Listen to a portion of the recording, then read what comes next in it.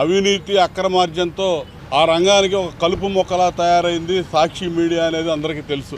సాక్షి media పుట్టుక దగ్గర నుంచి ఈ రోజు వరకు కూడా అబద్ధపు రాతలతో అసత్య రాతలతో మొత్తం కూడా సమాజాన్ని ప్రభావితం చేయాలని ఏదో ఆలోచన చేస్తూ ఉంటారు.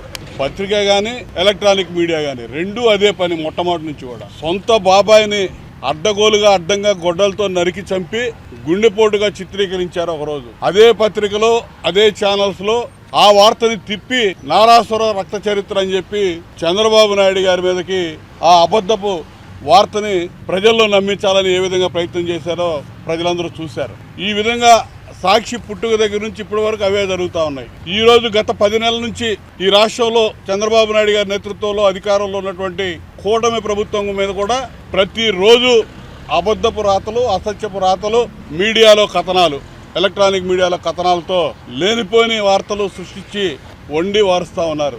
ఇవన్నీ కూడా సిగ్గు రావట్లే వీళ్ళకి. 11 సీట్లకు పరిమితం చేసి ప్రజా బాహుళ్యంలో పనికిరారు, ప్రజా జీవితానికి వీళ్ళు పనికిరారు, ప్రతిపక్ష హోదాకు కూడా తగడు జగన్మోహన్ రెడ్డి అని తీర్పిచ్చినా కూడా సిగ్గు లేకుండా ఈ మీడియాను అడ్డం పెట్టుకొని ఏదో చేయాలని చెప్పి కూటమి ప్రభుత్వం మీద తప్పుడు కథనాలతో ముందుకెళ్తున్నటువంటి పరిస్థితులు చూస్తూ ఉన్నాం.